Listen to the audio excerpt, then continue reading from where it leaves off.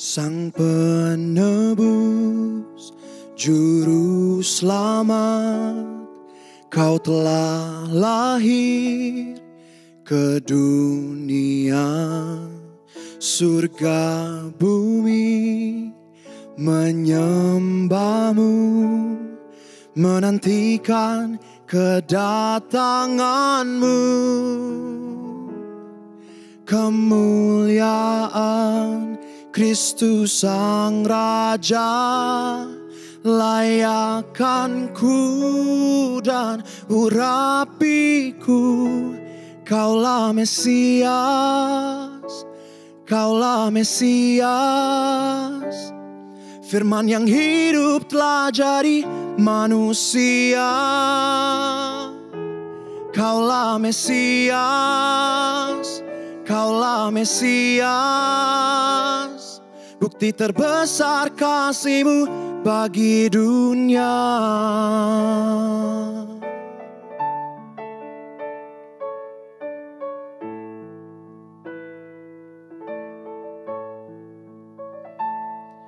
Ku ditebus dan ku hidup, ku berjalan dengan kuasa-Mu.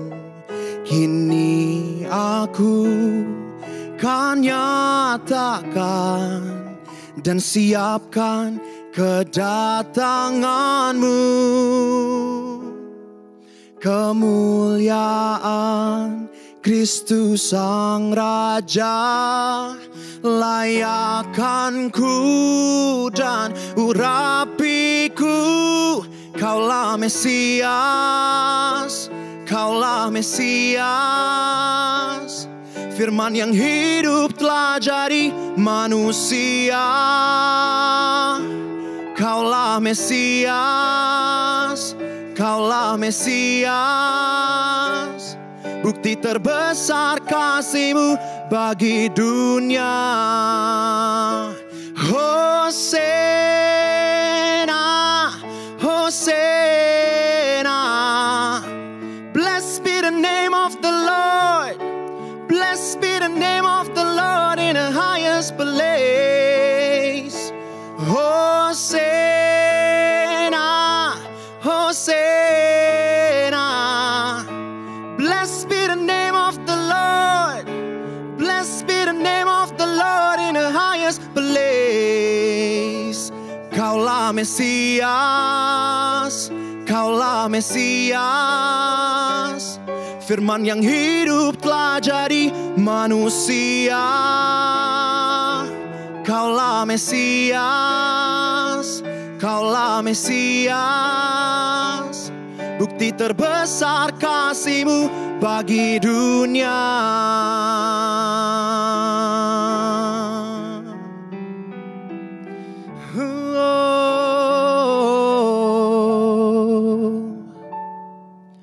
Layak dipuji, disembah, Kaulah yang bertahta, dulu, sekarang, dan selamanya.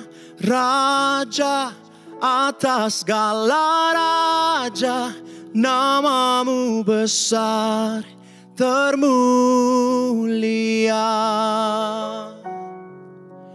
Layak dipuji, disembah, Kaulah yang bertahta, dulu, sekarang, dan selamanya.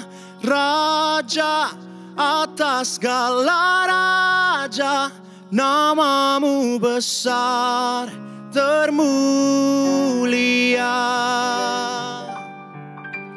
Layak dipuji, disembah, Kaulah yang bertahta, dulu, sekarang, dan selamanya.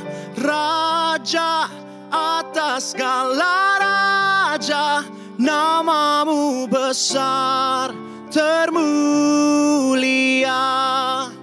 Nama-Mu besar termulia. Nama-Mu besar termulia.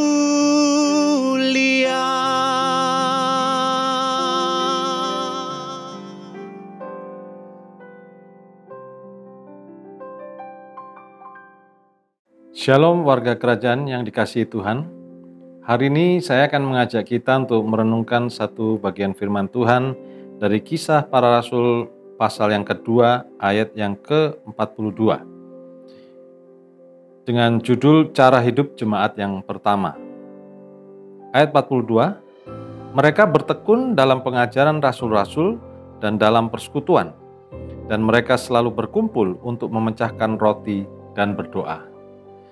Bapak Ibu, ada 4 hal yang mereka lakukan di dalam persekutuan mereka sebagai anggota gereja mula-mula. Dan hari ini saya akan mengajak kita untuk merenungkan yang pertama, yaitu bahwa mereka bertekun dalam pengajaran rasul-rasul. Mengapa dikatakan bertekun dalam pengajaran rasul-rasul? Karena pada saat itu kita tahu bahwa kitab Perjanjian Baru belum dibukukan dan ditulis, sehingga mereka mengandalkan pengajaran secara lisan dari mulut ke mulut.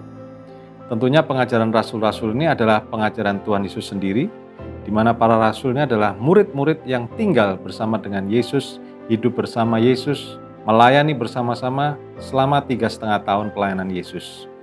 Dan tentu saja ada banyak kisah-kisah di luar para rasul yang mereka juga mendengar dari orang-orang lain, tetapi mereka bertekun di dalam pengajaran para rasul. Saudara, saya pikir ini adalah salah satu kunci utama bahwa mereka bisa bertumbuh dengan luar biasa.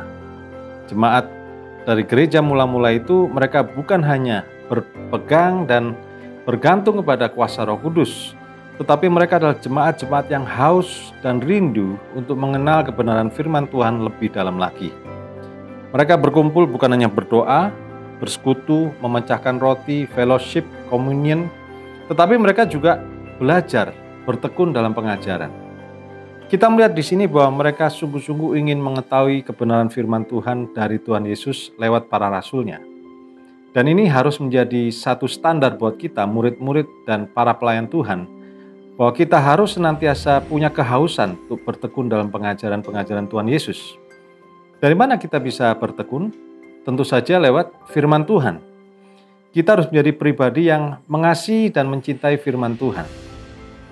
Adalah satu kejanggalan kalau seseorang berkata, saya cinta Tuhan Yesus, tetapi dia tidak suka membaca firman Tuhan. Dia malas untuk belajar firman Tuhan.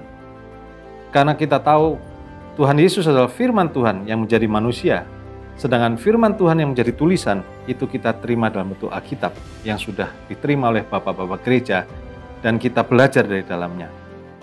Nah saudara, saya mengencourage kita semua untuk mengikuti cara hidup teladan jemaat mula-mula, yaitu bahwa mereka belajar firman Tuhan dengan sungguh-sungguh. Mereka bertekun dan mereka selalu mencari hal-hal yang mereka belum mengerti. Kita melihat bahwa ajaran-ajaran Tuhan Yesus itu di luar dari budaya tradisi mereka. Tuhan Yesus menjungkir balikkan tradisi Yahudi, juga menjungkir balikkan pemahaman-pemahaman yang keliru yang selama ini mereka terima dan mereka pelajari dari bapak-bapak agama mereka, yaitu para ahli Taurat dan para ahli-ahli yang lain. Yesus membawa pengajaran yang baru yang diteruskan oleh para rasul, dan mereka mau melakukannya dengan sungguh-sungguh. Sebagai contoh misalnya, Taurat berkata, mata ganti mata, gigi ganti gigi. Tetapi Tuhan Yesus berkata, kasihilah musuhmu. Jangan membalas kejahatan dengan kejahatan, tetapi balaslah dengan kebaikan. Apabila seseorang menampar pipi kiri, berikan pipi kananmu.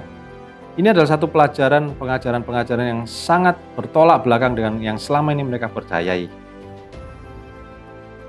Mereka berkata, para ahli-ahli Taurat berkata, kasihilah sesamamu, tapi jangan musuhmu.